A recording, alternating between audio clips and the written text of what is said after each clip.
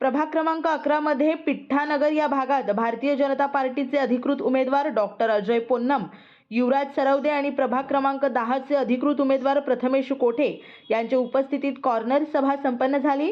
दरम्यान या भागातील नागरिकांनी विविध प्रश्न मांडल्या। येणाऱ्या काळात भाजपाच्या चारही उमेदवारांना भरघोस मतांनी मतदान करून विजयी करावे। या ठिकाणी कुठल्याही अडचणी असू द्या, येणाऱ्या काळात पूर्ण करू असे आश्वासन डॉक्टर अजय पोन्नम, युवराज सरवदे आणि प्रथमेश कोठे यांनी दिल्या। या प्रसंगी या भागातील महिला बंधू भगिनींची मोठ्या प्रमाणात उपस्थिती होती।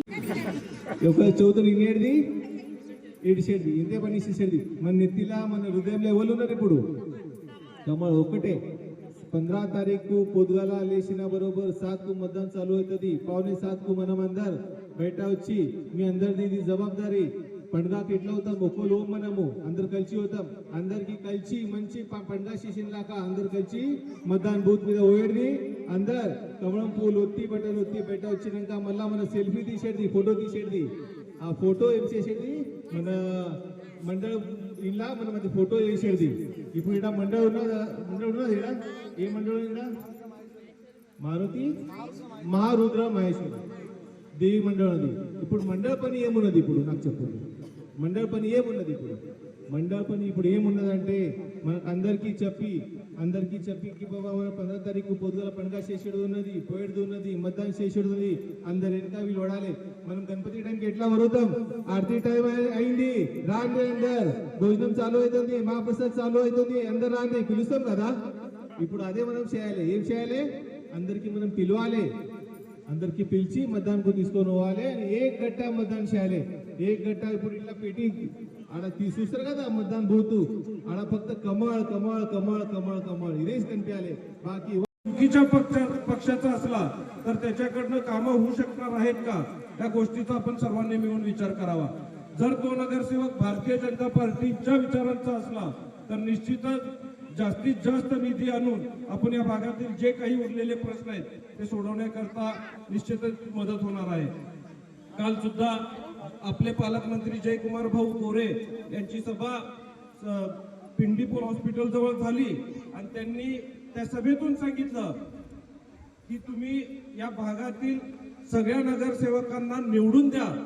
येणाऱ्या काळात 10 कोटी रुपयाचा निधी त्यांनी कालच डिक्लेअर करून टाकलेला आपल्या भागासाठी।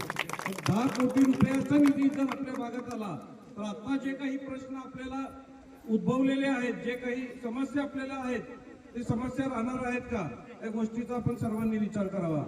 खास करून महिलांना आपले महाराष्ट्र राज्याचे लाडके मुख्यमंत्री ज्यांनी महिलांचा विचार करून लाडकी बहीण योजना आणली आणि लाडकी बहीण योजनेच्या माध्यमातून आपल्या प्रत्येकाच्या खात्यात 1,500 रुपये जमा करण्याचं काम महाराष्ट्रातले मुख्यमंत्र्यांनी केलेलं आहे।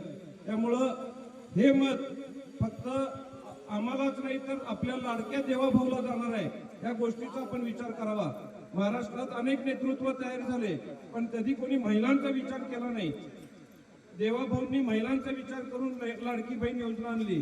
2 दिवसापूर्वी ज्यावेळेस ते सोलापूरला आले होते त्यावेळेस त्यांनी सांगितलंय की आता लाडकी बहीण योजना तर आहेच पण लखपती दीदी योजना सुद्धा ते महिलांसाठी आणणार आहेत। महिलांचे हात बळकटी करण्यासाठी, महिलांना अधिकाधिक सक्षम करण्यासाठी लखपती दीदी सारखी योजना येणाऱ्या काळात महाराष्ट्र शासन आणणार आहे। त्यामुळं आपला भारतीय जनता पार्टीचा नगरसेवक असेल तर त्या लखपती दीदीच्या योजनेचा फायदा आपल्या सर्व महिलांना होणार आहे, या गोष्टीचा आपण सर्वांनी विचार करावा। घर चालवत असताना किती अडचणी येत असतात हे पुरुषांपेक्षा महिलांना जास्त माहित असतं। त्यामुळे डायरेक्ट महिलांच्या खात्यात पैसे जमा करण्याचं काम आपल्या लाडक्या देवाभाऊंनी केलेलं आहे। येणाऱ्या काळात सुद्धा ठामपणे आपल्या सर्व लाडक्या बहिणींच्या पाठीशी आपले लाडके देवाभाऊ आहेत एवढं आवर्जून सांगतो। त्यामुळं निश्चितच मला आशा आहे की येणाऱ्या 15 तारखेला 2 मशीन असणार आहेत। दोन्ही मशीनवरील एका मशीनवरती 2 कमळ चिन्ह असणार आहेत, दुसऱ्या मशीनवरती 2 कमळ चिन्ह असणार आहेत। त्या चारही कमळाच्या चिन्हासमोरील बटन दाबून आपण सर्व उमेदवारांना प्रचंड बहुमताने विजयी करा ही अपेक्षा व्यक्त करून सर्वांना मनापासून शुभेच्छा देतो। आपले भारतीय जनता पार्टीतले जे जुने सहकारी आहेत ते आपल्या भागातील रहिवासी आहेत। मंता साहेब त्यांनी सुद्धा त्यांचं मन मोठं करून पक्षांनी कोणालाही उमेदवारी दिली असताना खऱ्या अर्थाने त्यांनी त्यांचं मन मोठं करून पक्षाच्या उमेदवाराच्या पाठीशी ठामपणे आज उभा राहताना आपल्याला पाहायला मिळत आहे. निश्चितच त्यांच्या या निष्ठेचा आणि बलिदानाचा निश्चितच त्यांच्या निष्ठेला आणि बलिदानावर सलाम करतो. पण येणाऱ्या काळात एवढा आवर्जून सांगतो की पक्षासाठी तुम्ही केलेला हा त्याग पक्ष कधी विसरणार नाही. पक्ष आपल्या पाठीमध्ये ठामपणे उभे राहील एवढं आवर्जून सांगून सर्वांना मनापासून शुभेच्छा देऊन आपली रजा घेतो. जय हिंद, जय महाराष्ट्र. धन्यवाद. जनता पार्टीकडून आम्हा सर्वांना उमेदवारी मिळाली. आता या ठिकाणी फिरत असताना काही गोष्टी लक्षात आल्या. रस्त्याचे राहू द्या, पाण्याचे राहू द्या, लाईटचे राहू द्या, आणि सगळ्यात एक मोठा मुद्दा लक्षात आला की आपले काही जागे आपल्या नावावर होत नाहीयेत. तर या ठिकाणी मी दादांना सांगितलंय की या ठिकाणी जे जागेच्या काही अडचण असतील तर मी स्वतः समोर उभारून त्या सगळ्या जागेच्या कोणी मालक राहू दे त्यांना समोर घेऊन आपण सगळ्याचा प्रॉब्लेम सॉल्व्ह करणार आहे. आणि या ठिकाणी 100% दादांसमोर हा शब्द बोललोय मी. या वर्षात आपण या जागेचे विषय संपवून घेऊ. आणि या ठिकाणी जसं महेश अण्णांना आपल्या सगळ्यांवर लक्ष एक प्रभागावर ठेवलं तसं कुटुंबासारखं जसं कुटुंबाला लक्ष ठेवतो तसं या प्रभागावर लक्ष ठेवीन. व एवढंच सांगून येणाऱ्या 15 तारखेला आपण कमळासमोरील बटन दाबून आम्हा चौघांना निवडून द्यावं आज मी विनंती करतो. व 4ही मत आपल्याला कमळाला करायचे एवढं लक्षात ठेवा. एवढं बोलून इथंच थांबतो. जय हिंद, जय